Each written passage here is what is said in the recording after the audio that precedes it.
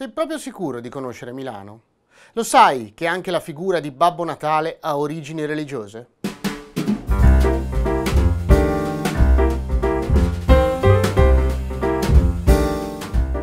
Fino a non tanto tempo fa era tradizione che i regali che i bambini milanesi trovavano la mattina di Natale sotto l'albero fossero portati da Gesù Bambino.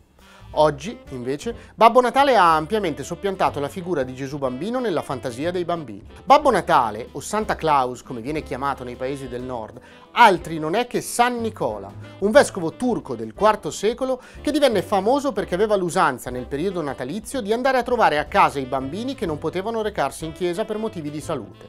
Per allietare le loro giornate solitamente portava in dono un po' di dolce o qualche piccolo giocattolo. La figura di San Nicola fu scelta nei paesi nordici per soppiantare l'usanza pagana di ricevere nel periodo natalizio dei doni da Odino. Rispetto al nostro Gesù Bambino, la figura massiccia e barbuta di San Nicola era infatti più facilmente sostituibile nella fantasia dei bambini del nord a quella di Odino.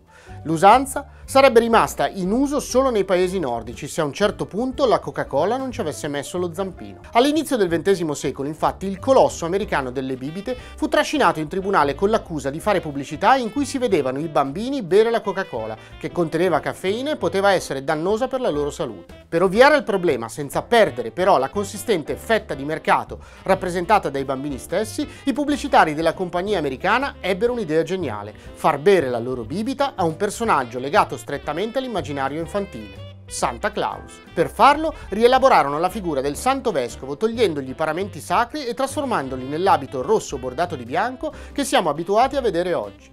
Cambiarono anche il suo aspetto ieratico, trasformandolo in una sorta di nonno dall'aria bonaria.